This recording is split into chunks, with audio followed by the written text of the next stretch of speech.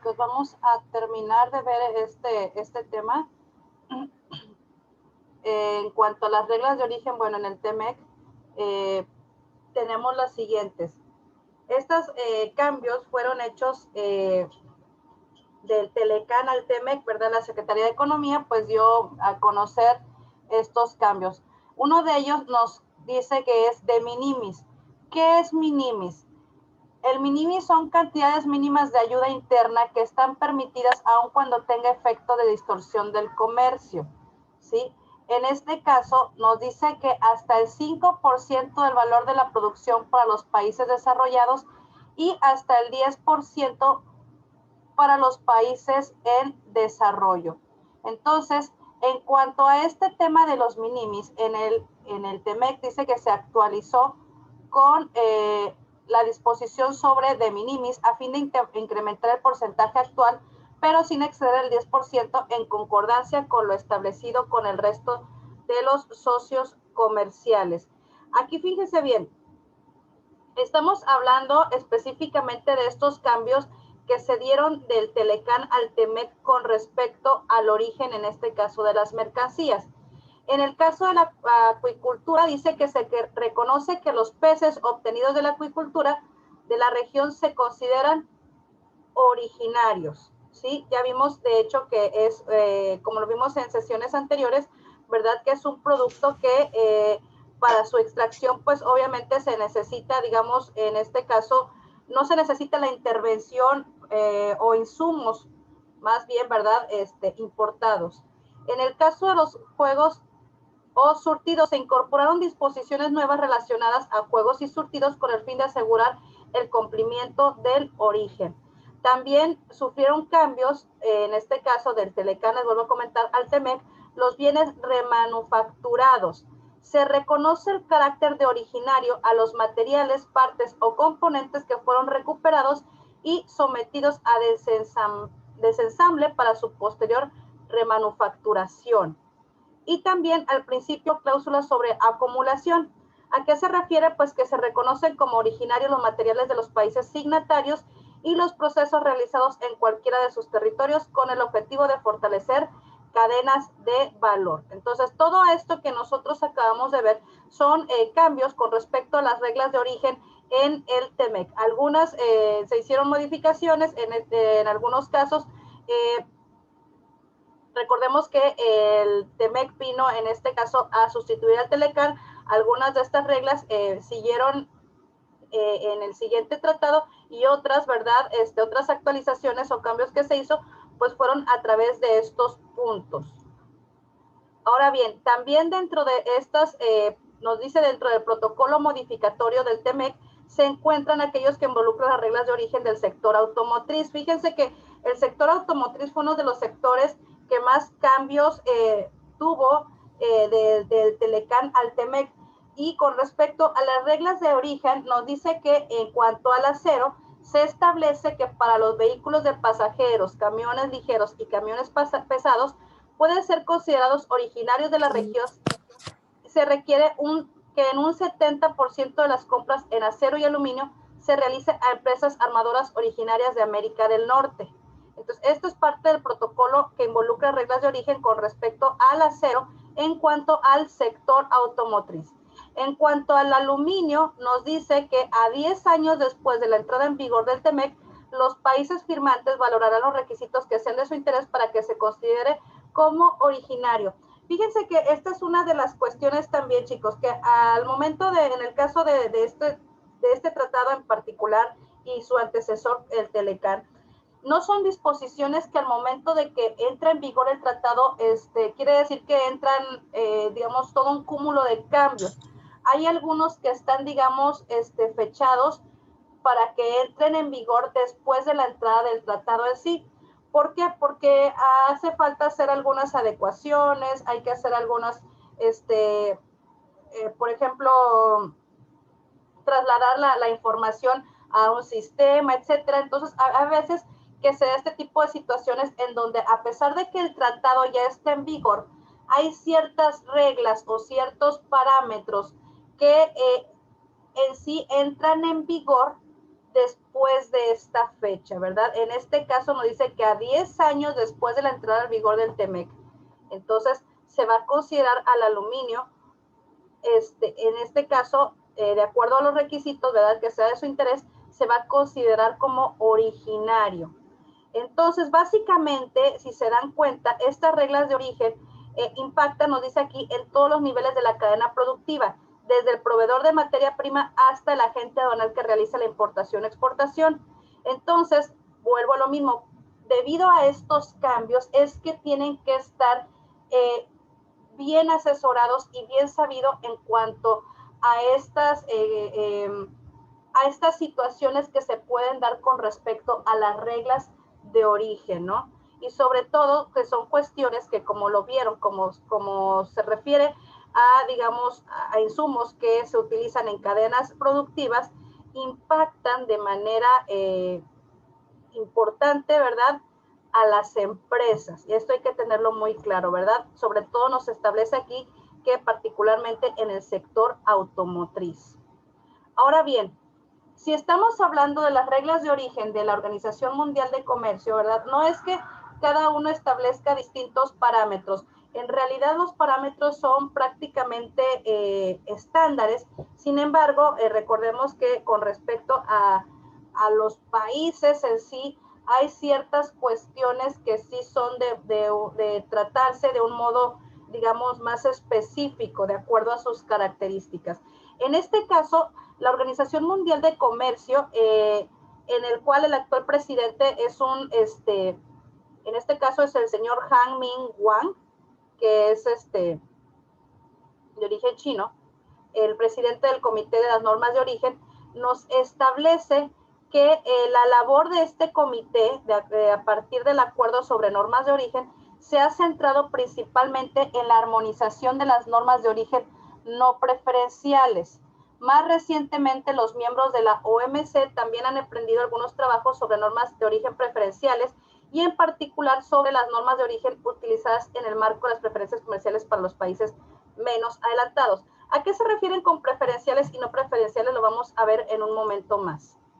A ver, por favor, alguien que me pueda apoyar para leer tanto normas de origen no preferenciales como las preferenciales, de favor. Yo la leo. Adelante. Las normas de origen no preferenciales son aquellas que se aplican cuando no existe ninguna preferencia comercial. Es decir, cuando los intercambios comerciales se realizan según el régimen de la nación más favorecida. No todos los países aplican una legislación específica relativa a las normas de origen no preferenciales. No obstante, para aplicar determinadas medidas de política comercial, como los contingentes, las medidas de antidoping y las etiquetas hecho en, pueden ser necesaria la determinación del origen y por consiguiente la aplicación de normas no preferenciales.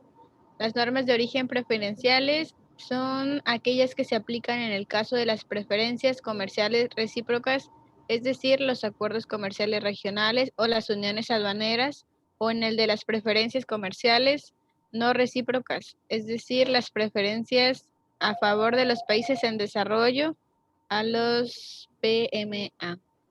Ok, gracias, Carla. Bien.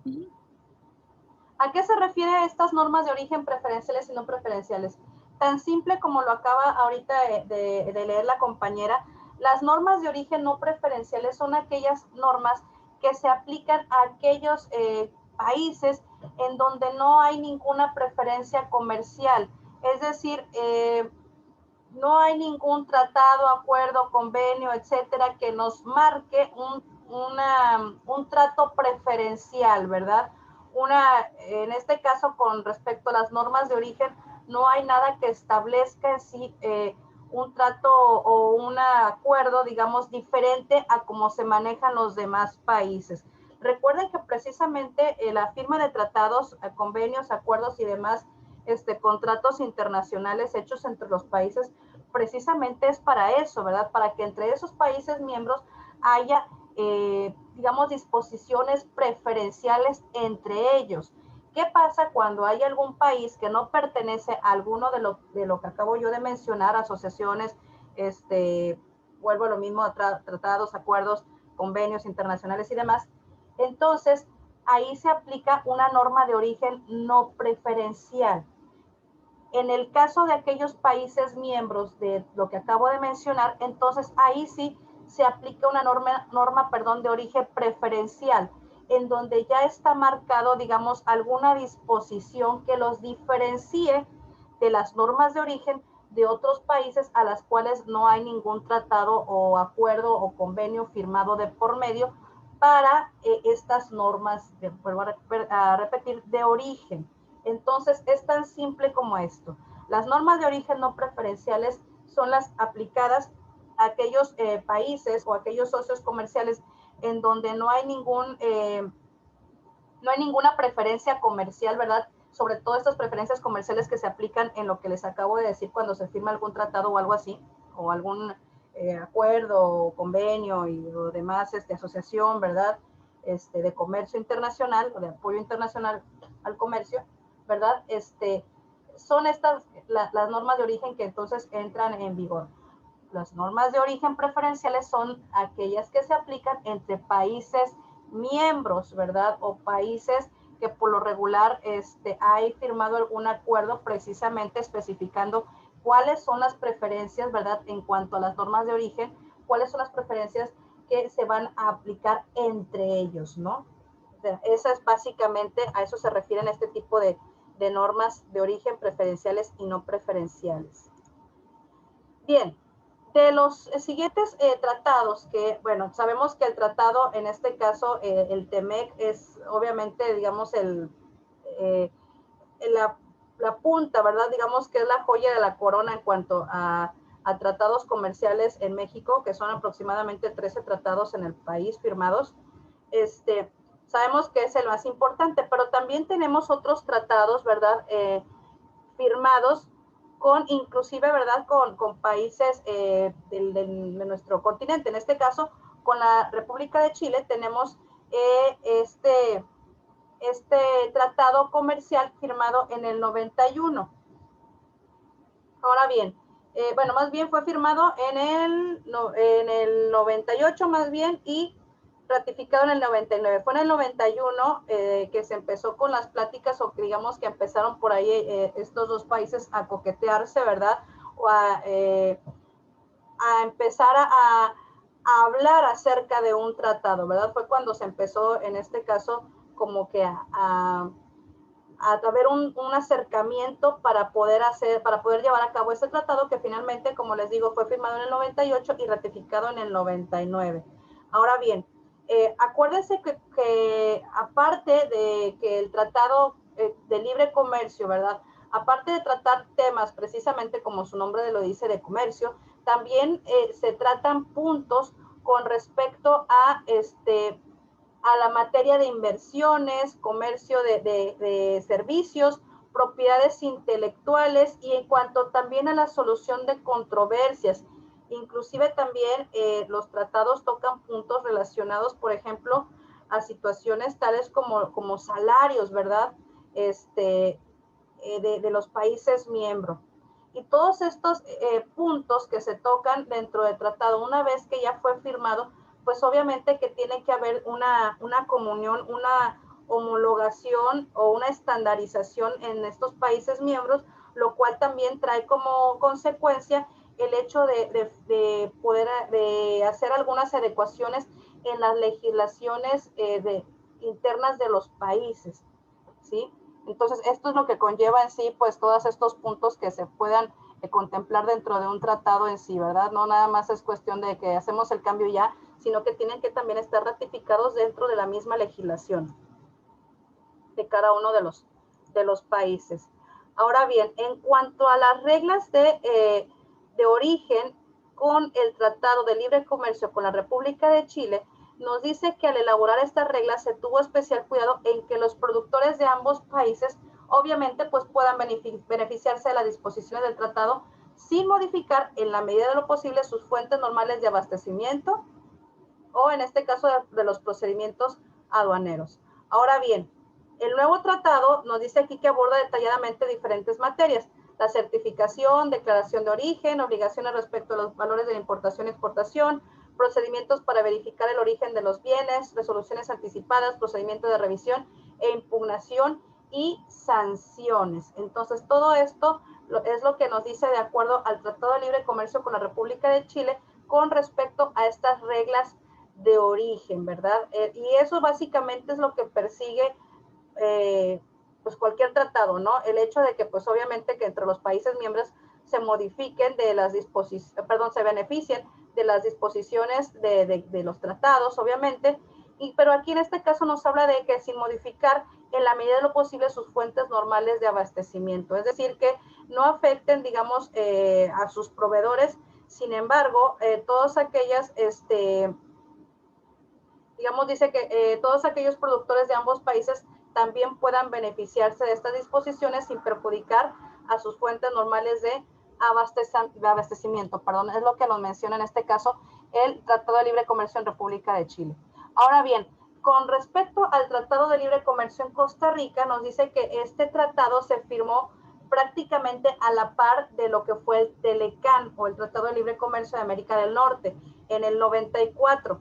Entonces, igual como en cualquier otro tratado, aparte de la cuestión, ¿verdad?, del libre comercio o de estas disposiciones que resultan beneficiosas para ambos países en cuestión de comercio, pues también se vieron temas relacionados con el comercio de servicios, inversiones, propiedad intelectual, etcétera, ¿no? Ahora bien, nos dice aquí específicamente, ¿verdad?, porque estos tratados vienen a establecerse como si fueran contratos. Ustedes saben que un contrato es un documento de valor legal, ¿verdad? Donde podemos nosotros encontrar quiénes son los miembros o quiénes están firmando, quiénes están involucrados, digamos, en este contrato, estas disposiciones, ¿verdad?, que van a entrar, digamos, o que van a tener un valor legal en cuanto al contrato que se esté firmando, o sea, todas aquellas acciones que van a estar contempladas de este contrato que van digamos, a realizar estos dos firmantes o estos dos, en este caso Costa Rica y México, ¿verdad? Estos dos países, nos habla de obligaciones básicamente y derechos, ¿sí? O en un contrato. En este caso, en el contrato, digamos, del Tratado de Libre Comercio, por decirlo de alguna manera, en el capítulo 5, es donde habla precisamente de las reglas de origen. Entonces, en este caso, nos dice que se establecen los criterios sustantivos para determinar el origen de las mercancías. Esto, obviamente, ya los habíamos hablado, nos sirve determinar el origen de las mercancías precisamente para poder aprovechar todos aquellos beneficios que en este caso nos pueda otorgar un tratado de libre comercio.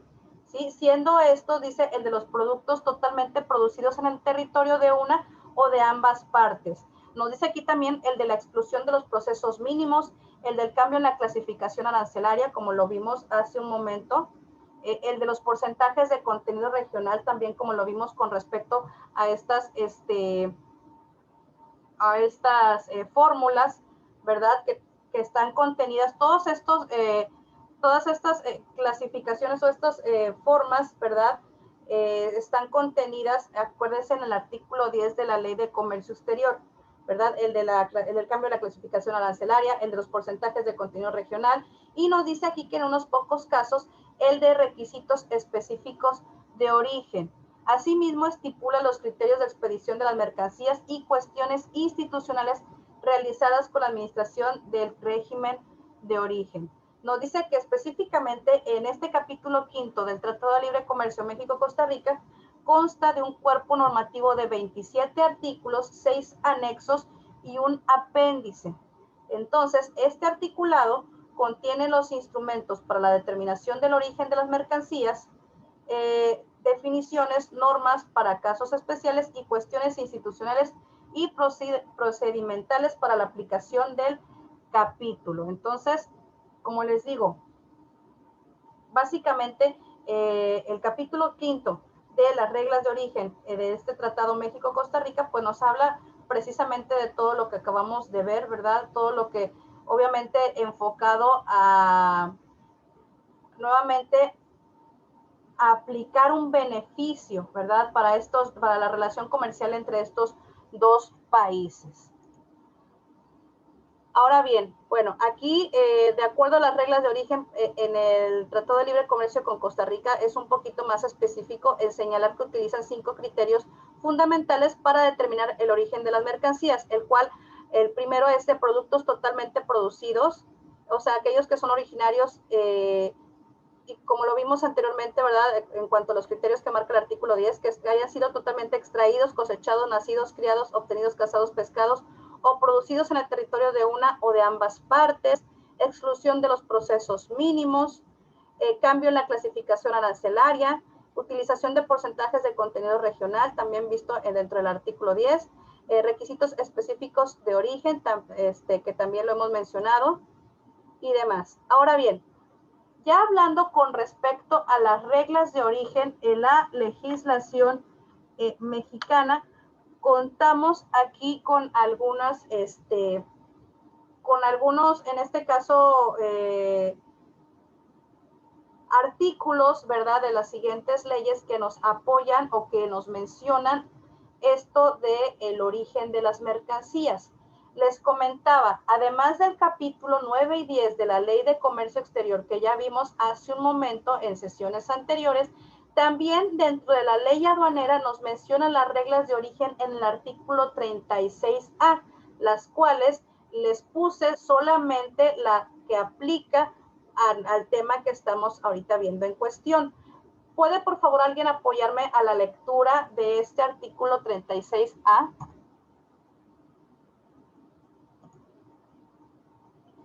No se peleen, chicos, ¿eh?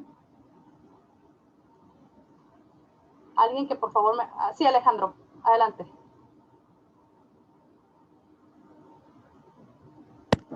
Para el efecto del artículo 36, en relación con el artículo 6 de esta ley y demás disposiciones jurídicas aplicables, el agente aduanal, la agencia aduanal y quienes introduzcan o extraigan mercancías del territorio nacional para destinarlas a un régimen aduanero están obligados a transmitir en documento electrónico o digital como anexos al pedimento, excepto lo previsto en las disposiciones jurídicas aplicables. La información que a continuación se describe, la cual debería contener el acuse generado por el sistema electrónico aduanero conforme al cual se tendrá por transmitir el presenta párrafo reformado DOF 25/6/2018. Sí, adelante. Alejandro, también esto que está aquí abajo, por favor, en importación. Ok, en importación, la que determine la procedencia y el origen de las mercancías para efectos de la aplicación de referencias arancelarias, cuotas compensatorias, cupos marcando del país de origen y otras medidas que al efecto se establezcan de conformidad con las disposiciones aplicables. Ok, gracias Alejandro. Bien, entonces les decía yo que dentro de la ley aduanera, la parte donde se menciona estas reglas de origen está en el artículo 36A. Les comentaba yo que no puse todo el artículo, de hecho a ver si ahorita se los comparto en pantalla, para que puedan ustedes verlo, digamos, ya de manera completa.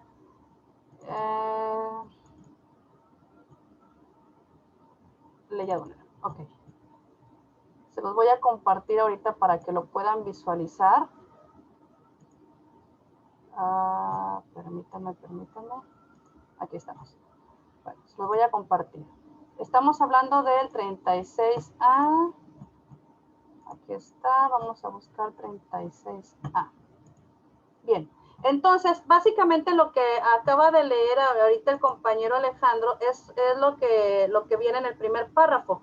Nos habla que para efectos del artículo 36, en relación con el artículo 6 de esta ley y demás disposiciones jurídicas aplicables, el agente aduanal, la agencia aduanal y quienes introduzcan o extraigan mercancías del territorio nacional para destinarlas a un régimen aduanero, están obligados a transmitir en documento electrónico o digital. Fíjense nada más bien aquí qué interesante. Y esto es un párrafo reformado en el Diario Oficial de la Federación el 25 de junio del 2018, o sea, es prácticamente hace 2 años. nos está hablando que ya prácticamente es por medios electrónicos o digitales, no nos está hablando ya de medios impresos, o sea, todo lo vamos a manejar de manera electrónica y básicamente, sin temor a equivocarme, básicamente todo esto se hace a través de la ventanilla única. Recuerdan que cuando vimos la página del CISEX, les comenté que aparte de la tarifa, bueno, que había mucha información con respecto a comercio exterior en el país, pero que hay un apartado, ¿verdad?, donde ustedes pueden accesar directamente a la ventanilla única, ¿verdad? Y esta página, pues ahí es donde básicamente pueden encontrar por parte del gobierno federal, pues toda aquella información para el despacho aduanal. En este caso, como les digo, aquí nos está ya comentando en el artículo 36A de la ley aduanera, perdón, que todo documento va a ser vía electrónica o digital como anexos al pedimento, excepto lo previsto en las disposiciones jurídicas aplicables, o sea que todavía hay excepciones. La información que a continuación se describe, la cual deberá contener el acuse generado por el sistema electrónico aduanero. Fíjense que esto lo veíamos comentando con con otros grupos, que cuando ustedes tengan que subir información a este tipo de portales, nos está hablando que este tipo de portales les tiene que enviar un acuse generado de la recepción de la información que ustedes acaban de mandar. O sea, no deben de dar por hecho que esta información, porque ustedes ya la guardaron en el portal y demás, ya está, digamos, registrada, por así decirlo. Tienen que esperar a este acuse. ¿Por qué? Porque puede pasar, como lo hemos visto, acuérdense que cuando hablamos de cuestiones electrónicas o digitales, desgraciadamente siempre estamos a la disposición de tener señal, de tener datos, de tener energía eléctrica para poder hacer uso de esto, ¿verdad? Entonces puede ser que en algún momento dado la red se caiga o qué sé yo, ¿verdad? De modo que ustedes estén conscientes de que enviaron la información, pero sin este acuse generado por el sistema electrónico aduanero, no hay la certeza que realmente esta información haya sido registrada y, digamos, recibida correctamente por las autoridades aduaneras. Ojo con eso. Entonces nos dice aquí, para terminar el párrafo, conforme al cual se tendrá por transmitida y presentada. Fíjense bien, estamos hablando en el caso de la importación. Acuérdense que, de hecho, el certificado, bueno, la norma de origen o el origen de la mercancía es, digamos, es presentada, ¿verdad? Por los dos regímenes aduaneros, tanto en importación como exportación, pero en el caso de la importación cobra mayor relevancia por la cuestión que ya hemos hablado y repetido, ¿verdad? De los beneficios arancelarios que puede traer, en este caso, de acuerdo al origen de la mercancía. Entonces, nos vamos aquí al apartado de importación y vemos que hay varios incisos. Inciso A, y te viene cada uno de los documentos que deberás de transmitir en electrónico o digital, en este caso anexos al pedimento, es decir, que son, digamos, aparte, que son presentados y que son diferentes al pedimento, por decirlo de alguna manera. En este caso, el inciso D, aquí está, nos habla de la que determine la procedencia y el origen de las mercancías para efecto de la aplicación de preferencias arancelarias, cuotas compensatorias, cupos marcados de país de origen y otras medidas que al efecto se establezcan de conformidad con las disposiciones aplicables. Si se dan cuenta, chicos, no sé si notaron eso, no nos habla ya de los famosos certificados de origen, porque de hecho van a ver, por ahí dentro de la tarea de este día, va a haber un video donde les va a hablar en cuanto a las normas de origen y aquellas, digamos, características dentro del TEMEC, ¿verdad? En donde ya no se mencionan los certificados de origen. Ojo con eso. Entonces, nos dice que son, en este caso, aquellos documentos en forma electrónica y digital que determinen la procedencia y el origen de las mercancías, ¿verdad? Entonces, ¿qué nos podría determinar la procedencia y el origen? Pues la factura, por ejemplo, ¿verdad? en donde nos habla de la nacionalidad de la mercancía, tomando en cuenta los criterios que vimos anteriormente en el artículo, si mal no recuerdo, sería el 10 de la Ley de Comercio Exterior, ¿sale? Que ya lo vimos también en alguna de las diapositivas anteriores. Bien, vamos entonces a regresar al material para poder continuar con la información. Y básicamente esto era lo que les quería mostrar. Ahora bien, procedimientos aduaneros. Y aquí, estos procedimientos aduaneros, chicos, hay un capítulo específico de procedimientos aduaneros con respecto al origen de las mercancías. Muy específico, es un documento largo, sin embargo yo elegí las partes, digamos, que más se adecuan al tema que estamos viendo.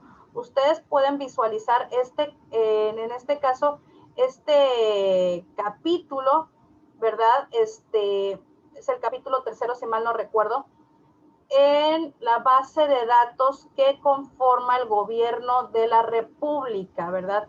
Este capítulo básicamente, como les vuelvo a repetir, nos habla de los procedimientos relacionados con el origen de las mercancías, ¿sí? Y básicamente es información, digamos, contenida dentro de los tratados de libre comercio. Es muy común, o es básicamente, digamos, como una base para los tratados, ¿verdad?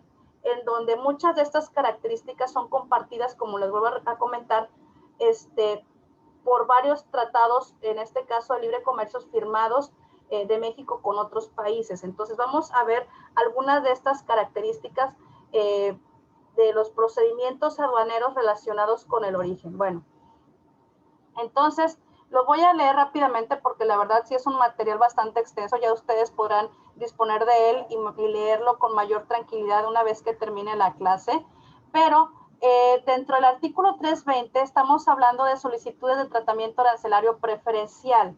Entonces, todo esto que ustedes ven aquí, todas estas disposiciones o todos estos numerales se refieren específicamente a estas solicitudes de tratamiento arancelario preferencial. ¿Cómo van ustedes a hacer esta solicitud? Bueno, dentro de la parte importadora, vamos en este caso, a poder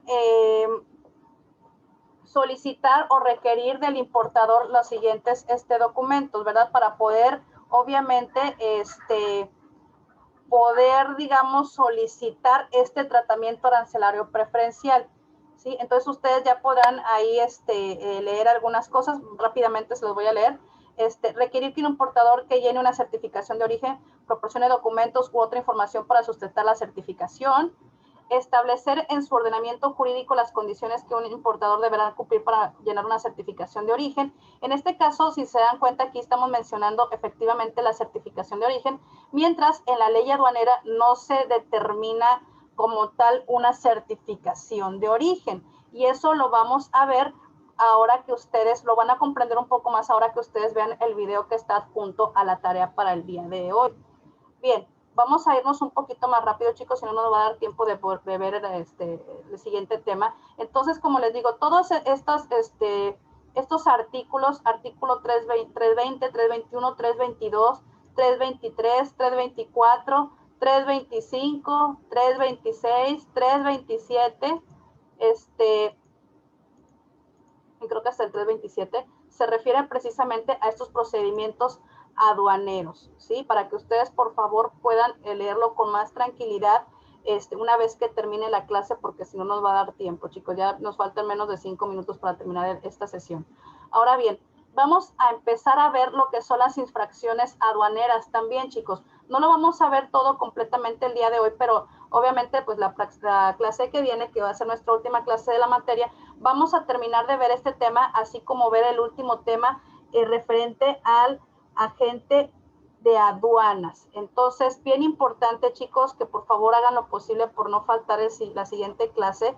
Si faltan por alguna razón, están ahí los videos, prácticamente no me estoy tardando nada, procuro no tardarme nada para que ustedes tengan la información, ya sea en PDF o en video, como ustedes lo prefieran, y puedan ustedes consultarla, ver en el momento que lo necesiten. Bien, ¿recuerdan que cuando vimos más de cerca, más específicamente el tema del derecho tributario aduanero, vimos que existen, por ejemplo, algunas situaciones, ¿verdad?, que van en contra de lo que estipula jurídicamente esta cuestión del derecho tributario aduanero. A estas cuestiones que van en contra, ¿verdad?, de estas disposiciones legales, bueno, se le conocen comúnmente, los podemos interpretar comúnmente como infracciones. Sin embargo, vamos a ver que hay, digamos, dos conceptos que aunque pudieran para nosotros, la gente común y no gente común y corriente, ¿no?, pero a lo mejor no tan letrada en cuestiones legales, pudieran parecernos igual, pero que en realidad no lo es tanto. Entonces hay que poner un poquito de atención en esta situación. Entonces, de acuerdo al modelo de código tributario del Centro Interamericano de Administraciones Tributarias, de la cual México es miembro, nos dice en el artículo 152, en el primer párrafo, lo siguiente. Nos dice que constituye infracción tributaria todo incumplimiento de normas tributarias sustanciales o formales. Sí, más básicamente lo que les venía ahorita comentando, todo aquello que es contrario, ¿verdad?, a lo que nos marca una norma o una ley, ¿verdad?, pues lo podríamos nosotros considerar como una infracción. Nos dice por comisión o por omisión que esté tipificado y sancionado en este código o en normas jurídicas de rango legal. Acuérdense también lo que veíamos en un principio, si no está en la ley, no existe, ¿verdad? En este caso, nos dice aquí que esté tipificado y sancionado en este código o en normas jurídicas de rango legal, es decir, que esté por escrito. Las infracciones tributarias se clasifican en leves, graves y muy graves, según lo dispuesto en cada caso en los artículos 170 a 180 de este código. Aquí opté por no ponerlos porque vamos a ver la próxima clase, a terminar este tema de infracciones aduaneras, con las infracciones propiamente en la ley aduanera mexicana, ¿no? Vamos a ver cuáles son las infracciones o cuáles son consideradas infracciones dentro de nuestra ley aduanera. Ahora bien, la legislación tributaria mexicana no nos da una definición legal de la infracción tributaria. Sin embargo, podemos deducir del Código Fiscal lo siguiente. Nos dice que en el caso de este Código Fiscal, que regula las reglas generales para el establecimiento de las infracciones, nos habla, ¿verdad?, en el título cuarto, ¿verdad?, de esto. Además de que anteriormente el Código Aduanero en 1952 definía a la infracción fiscal como toda violación a un precepto de este código y que consiste en hacer todo lo que se prohíbe, obviamente, ¿no? Todo lo que va en contra. Ahora bien, doctrinalmente, es decir, de acuerdo a las normas y leyes establecidas, la infracción se puede definir como un incumplimiento, en este caso, de las obligaciones tributarias sustantivas informales. Consiste en un hacer o un no hacer, cuya consecuencia es la aplicación de una sanción tributaria. Entonces, todo esto vamos a tener que leerlo. Les digo, ya falta ahorita menos de un minuto para acabar la sesión. Por favor, es responsabilidad de ustedes leerlo, puesto que está dentro de su material en PDF, no tienen ustedes que buscarlo aparte. Ahora bien, nos vamos a ir rápidamente a la naturaleza jurídica de las infracciones tributarias. ¿A qué se refiere este punto? Dice, en la doctrina extranjera parece que no existiera mayor problema sobre este asunto. Sin embargo, nos dice que en esta situación, ¿verdad?, sí aparece dentro de la legislación tributaria mexicana, la cual nos habla acerca de las diferencias entre infracciones administrativas y los delitos fiscales, es lo que les comentaba. Entonces hay que leerlo, chicos, les encargo que terminen de leer este tema. Nos vemos la siguiente clase y cualquier cosa, voy a permitirme tomar la siguiente clase un poco de tiempo para explicarles esto que no les pude explicar por la falta de tiempo. Gracias, chicos, y nos vemos el siguiente miércoles, y atentos a todos aquellos que les hace falta ejercicios, comuníquense conmigo, por favor. Gracias y nos vemos la siguiente clase. Hasta luego, chicos. Chao. Bye. Bye, bye. Les encargo, chicos, los uniformes para la última clase, por favor, porque voy a hacer revisión.